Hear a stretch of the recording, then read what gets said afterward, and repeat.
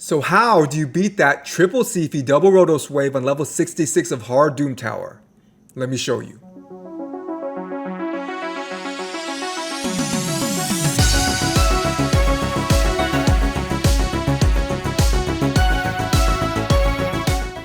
What is going on, Raiders? Soda Dragon here, helping you out with another level that multiple people have left comments about, saying they've had difficulty with, and that's level 66 hard Doomtower. Eargoth rotation. There is a Triple-Siphi double Rotos wave right in the middle, so I'm going to show you how to get through it. So here is the team that can beat level 66. Now, if you guys have watched my previous video on beating floor 111 with that Siphi Rotos combo there, it's the same. So I'm going to go through all the gear stats and masteries really quick, but if you guys have already seen that, then it's just the same thing. This team is good enough to get you through it. So how does this team work? Well, our DPS is coming from Rosin with that defense down and weaken on his A2, plus he has a full turn meter reduction on his A3 AoE, and he has removed buffs on his A1. Really good kit. So he does solid damage, especially the build I'm going to show you. We have Sylar coming in with the turn meter control plus the stun set, so she is a CC champ with the stun set, and she also has a decreased accuracy, so really nice. Drex in the lead for that accuracy increase that gives us flexibility to not have to build our characters with such high accuracy, and he's bringing in provokes and HP burns, so we're going to slowly take down those waves really with those HP burns.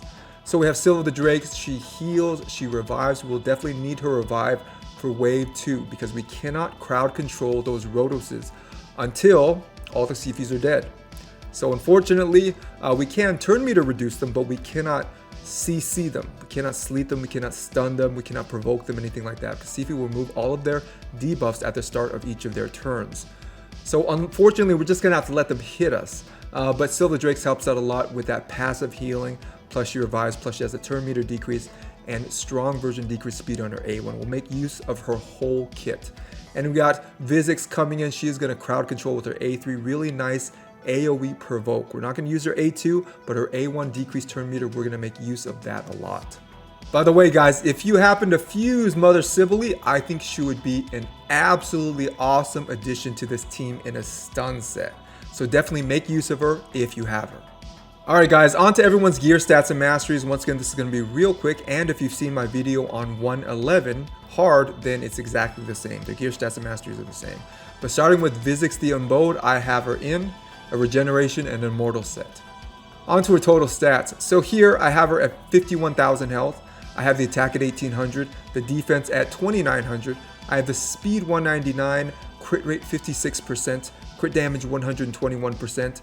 Debuff resistance 202, and the accuracy at 348. So for hard Doomtower, if you can get 250 and above, ideally 300 and above, you're good to go for the whole of hard Doomtower. On to our masteries. So down the offense tree, I do have War Master, but this is primarily for bosses. So if you can use it for bosses, then go ahead and get War Master. But against enemy waves, it's not really that useful. It's not going to make too much of a difference. Here you can go Fearsome Presence if you want to put some sort of CC set on her, or Provoke or Stun set or something like that. It actually works pretty well if you can make her tanky enough. So you can put Fearsome Presence. Remember, when you do book her out, she has a 100% chance to land that Provoke on her A3. So when she's booked, she does not need Fearsome Presence for her own A3. But if you do, as I mentioned, put some sort of set on her, CC set, then go ahead and go Fearsome Presence. Here, for the support tree, if you're having trouble with the accuracy, you can go Eagle Eye. So that is another option if you're struggling to get that accuracy number up. On to Drexthar. So how have I geared him? In a regeneration and a perception set. On to his total stats. So I have him at 65,000 health. I have the attack at 1600. I have the defense 3100, speed 230, crit rate 26%, crit damage 103%, debuff resistance 352, and debuff accuracy 342. So plus his aura, this pushes him way above what we need. That's 400 plus. Remember, we're looking at only 250 plus for hard Doomtower. On to his masteries. So really the only relevant ones for level 66 are here. With Sniper, increases the chances by 5% of landing that HP burn. So his A1 and his passive do not have a 100% chance to land that HP burn. So definitely pick up Sniper to increase the chances. And here we have Master Hexer potentially extending the duration of those HP burns. He also has attack down on his A2 if he lands a provoke, which is nice to extend that as well. So we're potentially extending his debuffs from 2 turns to 3 turns. On to Scylla of the Drakes. So how have I geared her? In a Relentless and an Immortal set. On to her total stats. So I have her at 75,000 health. I have the attack at 1800, defense 2900. I have the speed 204. I have the crit rate 29%, crit damage 143%, I have the resistance 141, and I have the debuff accuracy at 241. Remember, we're getting that plus 70 from Drex's aura, so that pushes her over 300. On to her masteries. So which ones are relevant to level 66? So here we're increasing her own health. Here we're increasing her passive healing, which is nice. Down here, Spirit Haste, we are getting a speed boost, so plus 8 when an ally dies, stacks up to 24. So hopefully on that second Triple-Siphi double Rotos wave, there isn't more than one person dead at a time on your team. And Sniper increases the chances of landing debuffs, so her A1 does have that strong version, decreased speed. We're definitely going to make use of that just in case those decreased speeds from Sylar start to fall off. Plus we have Vizix, just in case we need to reapply an AoE decreased speed. So we have 3 people on the team with those strong version decreased speeds. On to Razin. So how's he geared? I have him in a Relentless set and an Immortal set. On to his total stats. So 40,000 for the health. We have 1,800 for the attack, 3,900 for the defense, speed 192, crit rate 86%, crit damage 161%. Now since we are using him for his damage, make sure to pump up that crit rate and crit damage. So debuff resistance 148 and debuff accuracy 263. That's going to be plus 300 with Drex's aura. On to his masteries. So which are relevant for level 66? Well, down the offense tree we have Helm Smasher. Huge for damage. So 50% chance to ignore 25% of defense, which is huge. This really pumps up Razin's damage number. Plus increasing his defense because his attack is based on defense, plus increasing his crit rate and crit damage. Alright, so he is going to be an offensive monster with this build. Plus he is getting extra turns as well from the Relentless. So Helm Smasher is the way to go if you want to get big damage numbers out of Razin for enemy waves or the arena. Now for bosses, you're going to do something like War Master. Here we have Retribution, so when he takes a big hit, especially in that second round from those Rotoses, then he's going to get a chance to counterattack, which is really nice. So definitely Retribution is nice. And Deterrence is good as well. So sometimes on those second waves, people will get slept by Siphi. Now with Deterrence, there's a 20% chance that Razin will just attack that Siphi that slept somebody on your team, which is really nice. Once again, the Siphis are going to be the first target. And then once they're all dead, we're going to go after the Rotoses. On to Sylar. So how is she geared? I have her in a stun set and a speed set. On to her total stats. So here I have her at 48,000 health. I have the attack at 2,100, defense 2,400, speed 270. So make sure whoever your crowd control champ is, the person that's taking their first turn to crowd control everybody and allow the rest of your team to take their turns. Whoever that is, doesn't have to be Sylar. You can make it Vizix. You can make it anybody with a crowd control ability. Make sure they're faster than 264 in general. Now you don't need that much speed for level 66, but if you're looking at just making them good enough for the whole hard Doomtower that is fast enough to outspeed the fastest person in the hard Doomtower, then make them faster than 264. So here crit rate 54%, crit damage 108%, resistance 120, and accuracy 276. On to her masteries. So which are relevant for level 66? So here we have Retribution, so when she takes a big hit over 25% of her max health, she's going to have a chance, 50% chance to counterattack, really nice, because she counterattacks with an AoE, and she has a stun set on, so that AoE has a chance to stun, plus we're increasing the chances of that stun set to proc from 18 to 23% with Fearsome Presence, plus with Deterrence, if anyone gets slept by those Siphis, then here she has a chance to just attack everybody. And with her A1, which is an AoE, which, with that stun set has a chance to stun, which is increased by Fearsome Presence. So all these three, plus that stun set, work really well together. And here we have Master Hexer. We want to extend the duration of that strong version decreased speed. So definitely pick up Master Hexer. You want people to be as slow as possible. So what is our strategy here? So as far as the first and third wave, all I'll say is be sure to control those Whirling Frost Kings. They hit really hard, right? So make sure to crowd control those guys. So what about the second wave? What are we doing? We're really doing the same strategy that I talked about on 111 hard. That is focusing on one Siphi and just beating her down. How are we going to do that with Rosin? His A2 decreased defense and weaken. All right, so we are slapping that on one Siphi and focusing all our energy on Siphi, though the whole time we are crowd controlling all of them. At no time can any of the Siphis activate their Whirlwind Romance. At no time. You're going to have a hard time recovering if they do that. Even once, you're probably just going to reset, okay? So at no time can any Siphi activate their Whirlwind Romance. So we're crowd controlling all of them. The Rhoduses, just let them do what they're going to do. They're going to attack you. Sometimes they're going to kill you. But it's not like we can crowd control them anyway, so don't worry about them. Now we are going to try to slow everyone down. We have turn meter control. We have those decreased speed debuffs. And until Rhodos takes a turn, that decreased speed debuff is still slowing him down. But once he takes the turn, all those debuffs are gone. So once again, we're focusing on all three Siphis with those crowd control abilities, but one at a time for the damage. So whoever Rosin uses his A2 on, the decreased defense and weaken, we're just going to hammer that Siphi. It's going to take time, but one of the three is going to go down. Then we're going to pick another one and hammer her. Then she's going to go down. It's going to take time. Yes, the Rhodoses are attacking you the whole time. You just have to accept it. There's nothing you can do about it.